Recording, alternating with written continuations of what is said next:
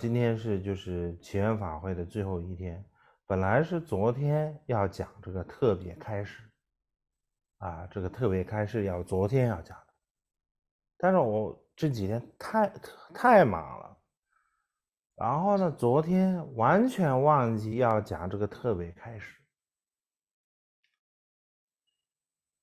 然后呢，我就突然看到在网络上这个脸书上看到这个直播，我就问那些有关的人员说啊，在直播什么呀？然后他们说啊，就是我们在等着你的开示啊。然后我就顿然，哦，我操，就知道我就忘记了，所以就彻底忘记了，所以呢，没办法了，所以呢就改到今天啊。当然了，我也没什么要什么特别什么，就是虽然名字叫做特别开始，但是其实也没有什么特别的事情要讲啊，主要还是想要感谢一下啊，这次我们在这个布嘎寺啊，尤其这个布嘎佛学院这边呢，我们先是举办了噶举辩经法会啊，一个多月的时间，就用一个多月的时间举办了这个噶举辩经法会。那之后呢，就是我们做了这个噶举特殊祈愿法会啊，然后呢，所以呢，这整个的这个过程当中呢，我们的这个布嘎寺的这些僧人们呢，他们都特别的就是努力啊，各筹备上啊，各方面啊，他们都特别的努力，特别特别的就是付出啊，所以呢，我就是借这个机会呢，要感谢所有的我们布卡寺的僧众们，我们的布卡寺的有关的所有的人员啊，因为他们真的这次特别辛苦啊，大家都特别努力，特别积极。然后呢，接下来的事情呢，什么呢？就是一个重点是什么？我就希望呢，借这个机会，我就特别的敦促一下，可以算是敦促吧，敦促一下这个我们的堪布鲁波切啊，布嘎的堪布鲁波切，请他这个长久注视啊，这个很重要，因为他虽然应该是80多岁了啊，我觉得应该是已经80多岁了啊，其实我也不太有点不礼貌啊，我也不是记得很清楚啊，但是呢，就算是80多岁，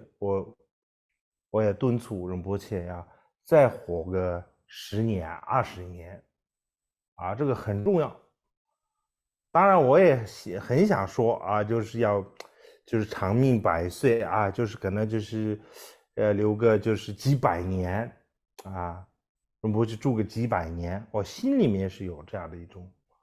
激动，想要说这样的话，但是呢，这好像不是那么实际啊，这个不是那么就是真实，所以我还是希望，无论怎么样呢，就是我还是希望天仁波切呢，就是再活个10年、20年、30年，多久都可以啊？为什么呢？因为我们现在布嘎仁波切还年轻，他需要照顾啊，跟布仁波切来照顾他啊，指导他，这样的话呢，他才能可以健康的、很开心的成长起来。我小时候就没有这样的，就是好的机会，所以我觉得啊，应该仁波切是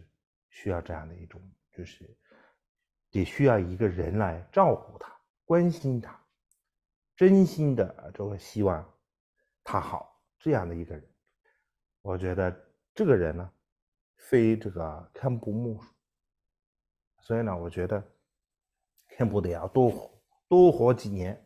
啊，能活多久就多久啊，这样我觉得这个是非常重要，所以我就借这个机会呢，我就敦促堪布鲁切。上次堪布鲁切这个办这个长寿法会的时候，我也特别留了一个言啊，给他说一定要就是长久注视，所以这是一个我觉得是重点吧。然后呢，接下来呢是什么呢？就是接下来，当然了，我们也知道啊，上一世蒲甘仁波切跟这个堪布仁波切之间的这个关系呢特别亲密啊，可能就很多人都不知道。我是从小就认识两位，所以我知道他们两个去哪里都两个人去，就是两个人一起啊，就是办法会啊，或者去哪里都是两个人一起，然后他们两个的这个关系呢，特别的就是这个师徒的关系呢，特别的就是亲近，真的是一种我们的所有人的一种典范啊。包括我们的这个观音尊者也好，很多的就这些大德们都有称赞啊，他们俩的这样的一种就是良好的这样的一个师徒的关系啊，这个是我觉得我们所有人的一种典范，我们所有人应该要学习的一种对象。所以因为这样的缘故呢，我觉得堪布仁波切啊，现在有责任，也有这个义务，也有这个能力，可以去照顾现在的我们的年轻的仁波切。然后再来呢，就是因为疫情的缘故啊，我们可能2年多了啊，2、3年多了，我们都一直都没有举办正式的这个国际的祈愿法会，在菩提家也没有办过正式的国际祈愿法会。希望明年可以举办，希望明年可以。我们的喇嘛，我们的这个执行长喇嘛缺扎也特别的想要举办这个祈愿法会啊，等不及啊，每次到了这个时间的时候都要问我说啊，今年要不要办呢？明年要不要办呢？什么什么的。但是呢，我觉得还是今年呢，就是有一点稍微有点难，因为这个毕竟是一个国际的祈愿法会，所以要从各个地方要来很多人。那这样的话，我觉得这个有点，这个跟什么辩经法会啊，什么尼众的辩经法会那就不一样啊，它的那个性质啊，它的这个怎么说呀，它的这规模就不一样，所以我们得又要去还是要慎重考虑。当然了，明年应该是可以举办的啊。然后呢，到了这个时候，那当然会想到大家会问他说，哦，明年办这个祈愿法会的时候，我能不能来就是主持？当然，这个话我就没有办法回答了。其实我不应该说出这样的一个问题啊。但是呢，我觉得，当然了，我可能5、6年了都没有回去过印度。很多人希望我可以再次回到印度，然后可以举办法会啊什么的。当然了，我也是很希望可以有一天就可以回到这个印度，可以跟大家见面，而且大家一起举办法会啊什么的。但是呢，大家也知道，